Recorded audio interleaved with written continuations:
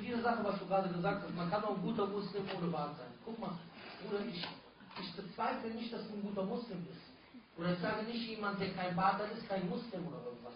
Das sind zwei verschiedene Versuche. Ich sage auch nicht, ich bin besser als du oder ich bin besser als der oder der keinen Bart hat. Das kann ich nicht sagen. Aber was ich sagen kann, ist, dass du noch besser bist, als du jetzt bist, wenn du diese gute Tat noch mit durchführst. Das kann ich sagen.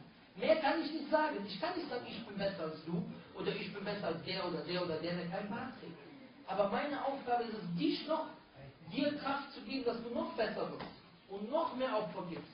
Und glaub mir, jede Sache, jedes Leid, was du bekommst auf diesem Weg, wo du etwas für die Religion opferst, wirst du noch mehr Hasanat und noch mehr Stärke bekommen haben.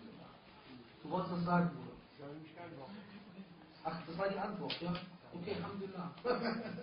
Das kann ich nicht sagen. Aber wie gesagt, Bruder, ich habe genug Fehler. Möge Allah mich besser machen, als ihr denkt, mir verzeihen, was ihr nicht kennt. Jeder hat seine Fehler. Möge Allah uns allen Ikhlas geben. Es geht hier nicht darum, dass ich hier stehe und sage, ich habe Bart, ihr seid alle schlecht, die kein Bart haben. Nein, darum geht es nicht.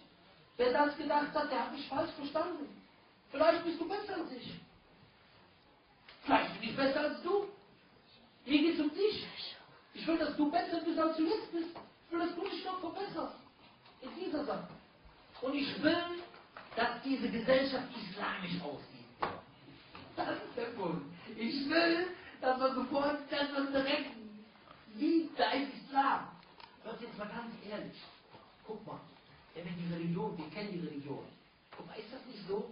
Wenn ich irgendwo hingehe, Brüder, glaub mir, und ich sehe dort viele Frauen mit Kopftuch. Oder mit Niqab. Ach, da ist mein Herz vor Freude am Tanzen. Nicht jetzt wegen den Frauen, das ist ja Quatsch. Nein, sondern weil das zeigt, der Islam ist angekommen. Wenn ich irgendwo hingehe, da sehe ich dann die Brüder. Bin ich gegangen über die Autobahn, auf einmal sehe ich von hinten, ich glaube, das war ein somalischer Bruder gewesen, mit so einem Gewand. Und da habe ich im Spiegel extra, habe ich gesagt, boah, der ist bestimmt Muslim und so. Und gucke ich auf den Spiegel mit Bart und so weiter. Und da freue ich mich. Versteht ihr? Da freue ich mich. Und noch was.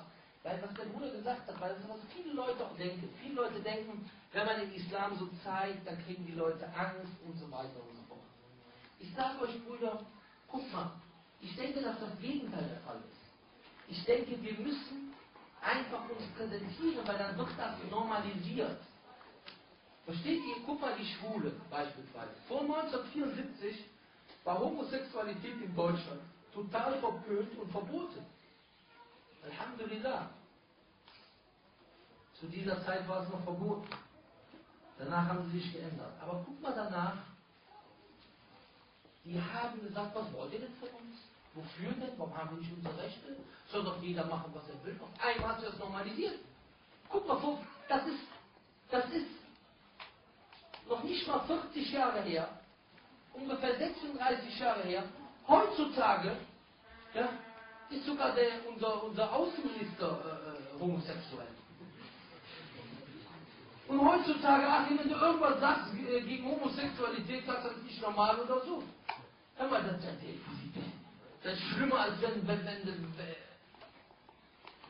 das ist schlimmer als Vaterlandsverrat oder so. Das ist eine Katastrophe. Da machen die eine Demo vor deiner Moschee.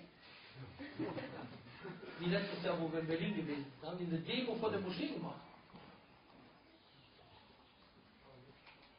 Kannst du dir vorstellen?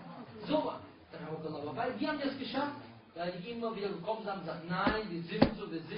So haben die Akzeptanz bekommen. Du bekommst keine Akzeptanz, indem du dich tarnst, sondern du bekommst Akzeptanz, indem du dich präsentierst. Hier sind wir, bitteschön, nimm zu Rede. Genau mit dem Kopftuch. Oder warum, wie kann das sein, dass man es schafft, in Frankreich die Burka zu verbieten? Weil keiner aufsteht. Weil keiner sagt, was wollt ihr eigentlich? Hat irgendjemand was gehört? Einen Ton, einen Mucks? Fast nichts. Ja, ist halt so, das haben sie es verboten. Können wir nichts machen. Nee, da musst du sagen, hier, was soll das? Die beziehen trotzdem an.